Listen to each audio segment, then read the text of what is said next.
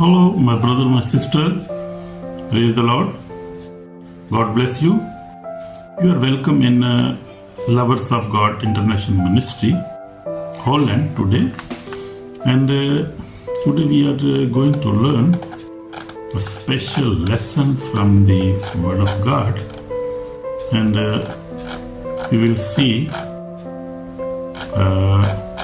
many things. We will see persecuted body of Christ, many churches, in especially in Asia, in Africa. We will see and look in all the world, especially in Africa and in Asia, the persecuted church. Persecuted churches, congregations, people are persecuting, though these governments are doing very harmful things with this congregation. And you will see, especially in Pakistan, you will see what is going on. You will see the current situation in Iran, in Pakistan, in Nigeria, in Afghanistan, in many countries. We will see how the body of Christ and the church of Christ and the bride of Christ Jesus is suffering and is persecuted all around the world. So that is very sad message, sad news. But we cannot close our eyes and just preach prosperity and just other things. But we have to look and we have to pray. We have to stand for this poor and persecuted churches, persecuted congregations all around the world. My brother, my sister, God bless you. So today we will address the painful reality, the suffering of Christians in Pakistan, in India. You see everywhere there is persecution, except you see in Eastern and in America, in Australia, in Europe, there we have freedom. There is freedom. And there is no such suffering as we see in the third world countries like in Asia and Africa. But God is always faithful to His people, and He sees every situation, He sees everything. The church is not silent, you see. The church is praying, crying and standing firm.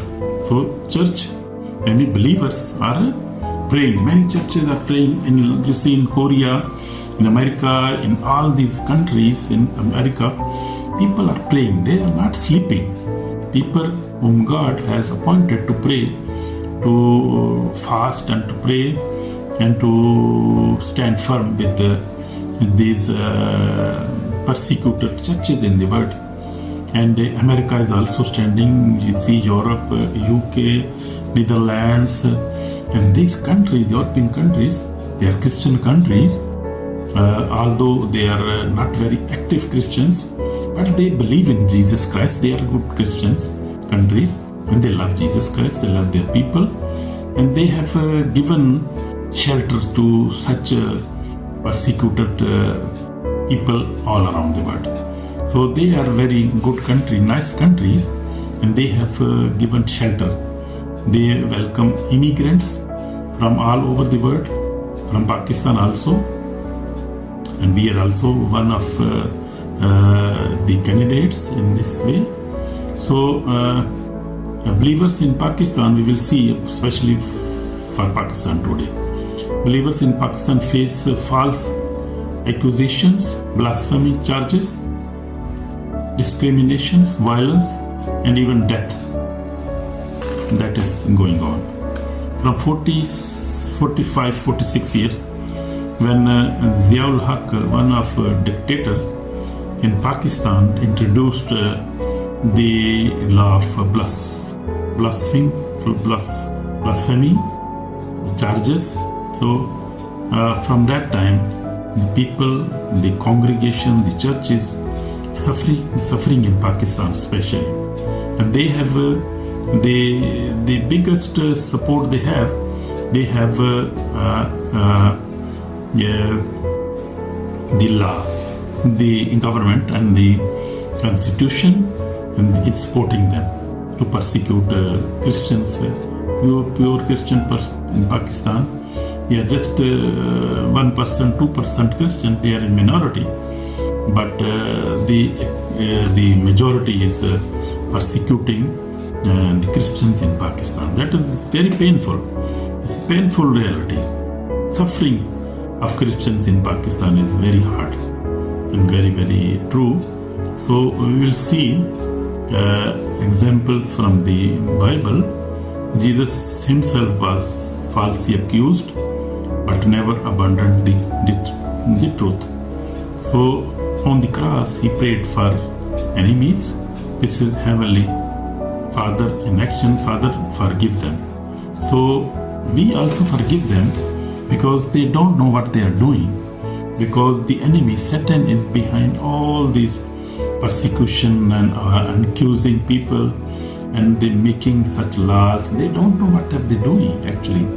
If we see in depth and spiritually, we see this.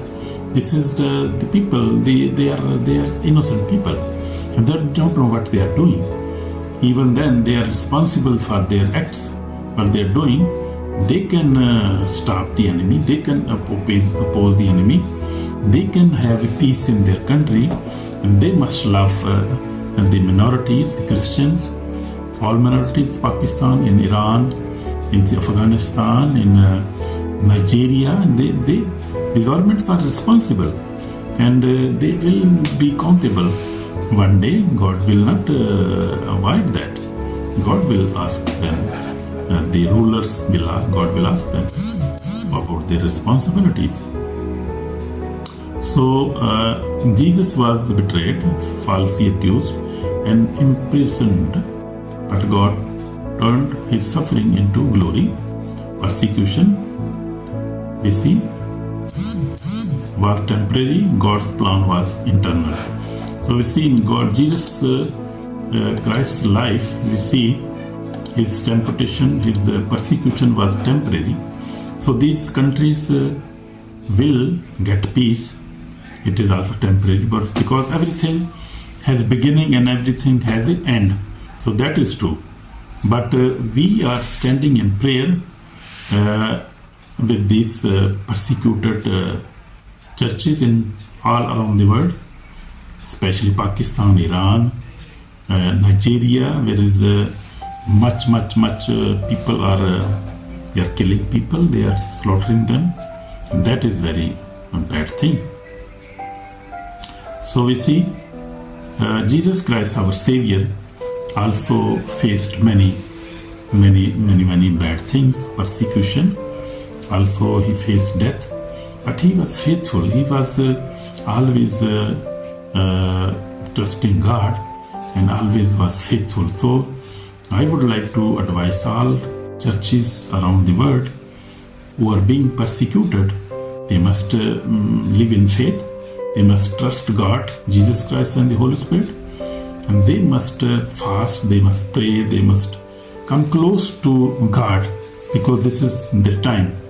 And God loves them, and if there is temptation on them, there is problem and persecution on them, so they must pray more, they must fast more, they must read the Bible more, they must live a holy life. They must always must not accuse, must not curse about against any government.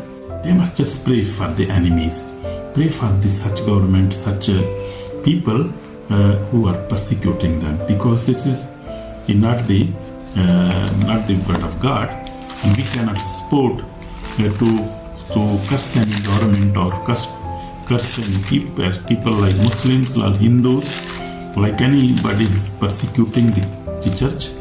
all around the world. We cannot say anything wrong about them. We cannot curse them, but we pray for them. We are praying for such people in Pakistan government, also the army. We pray for them. Judiciary, we pray for them. We love them because they are human beings and they can make mistake, but they must recognize what is going on. They must make a good laws. They can do that. So they must understand what is not wrong and what is right. They understand that, and we pray for them because Jesus loves everybody. Jesus loves Christians, Muslims, Hindus, even atheists. God loves everybody because He is love. He never hate everybody because He created everything. So He loves everybody. He's a loving God. He's merciful God. So He never hate anybody. He's loving God. So we see spiritually, we see when the church grows in prayer and the word, the enemy resists.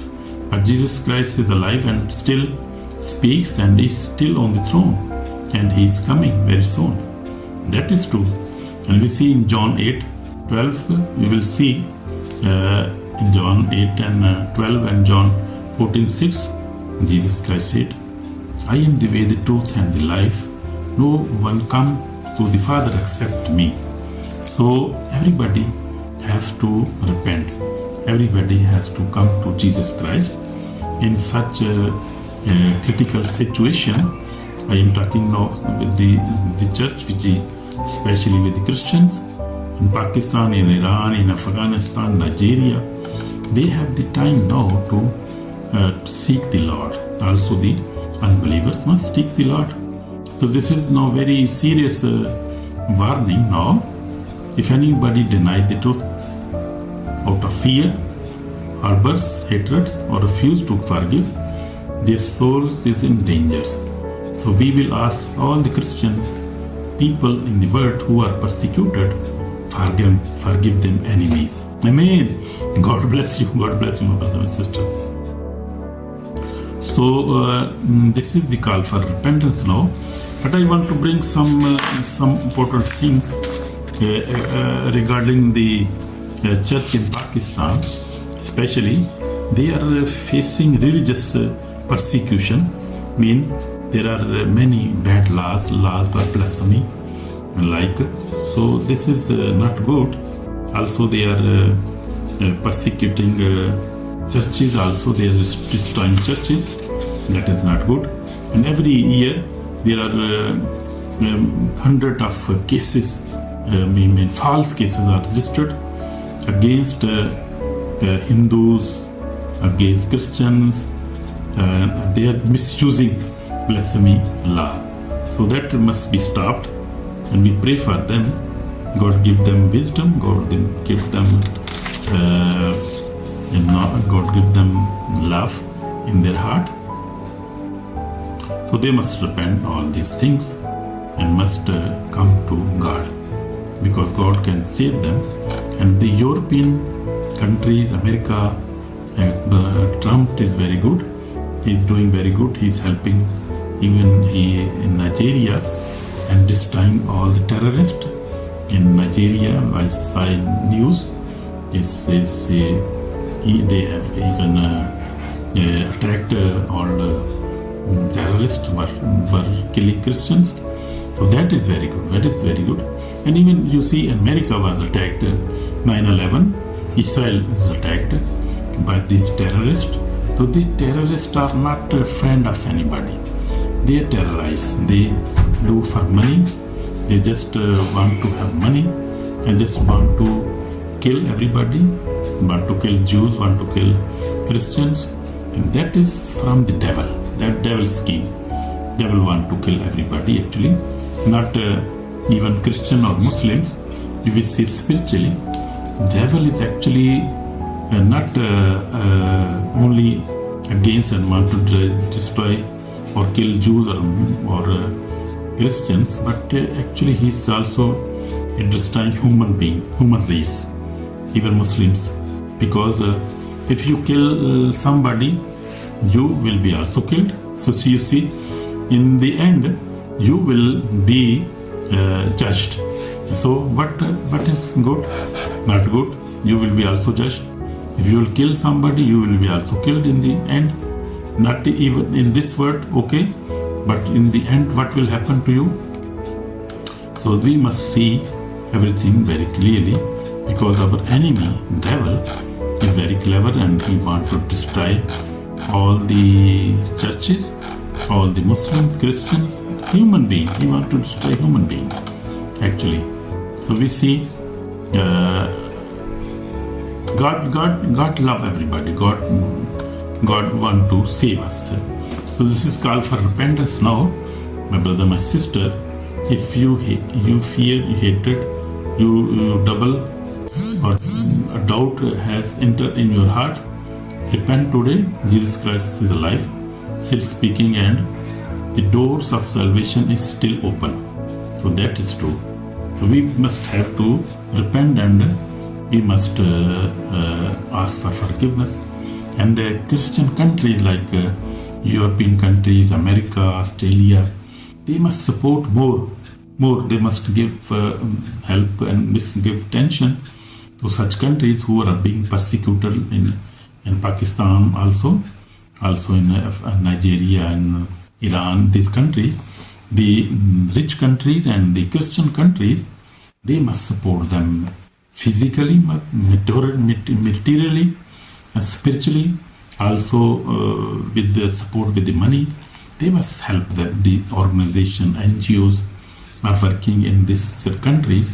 So these countries must help them, because Jesus said, I was hungry, you never gave me food. I was in prison, you never came to me. I was sick, you never came to me. You never helped me. So we have to, and these countries must help them, also pray them, also give them food, give them whatever they need. Also push these countries and their presidents, ask them to change the law, ask them to behave good with the Christians. So they can do that. So we have to pray for them. Amen. God bless you, my brother, sister. We just want to pray. Heavenly Father, we come before you. We ask your help and your assistance. God, you love everybody. We ask for forgiveness. Forgive us, Lord Jesus, and help us to help the persecutors, congregation, churches, and your body of Christ in all around the world. Lord Jesus, we ask them to help them, provide them, and also give them peace and satisfaction and eternal life in the end. We ask for their help, Lord Jesus. Help these Christians all around the world, and help them and provide them, give them peace, give them salvation. We ask you in Jesus' name. Amen. Jesus Christ. So my brother, my sister, God has blessed you already. So please keep praying that these countries keep helping in prayer and financial help and any kind of help they need. God bless you in Jesus' name. Amen. Amen.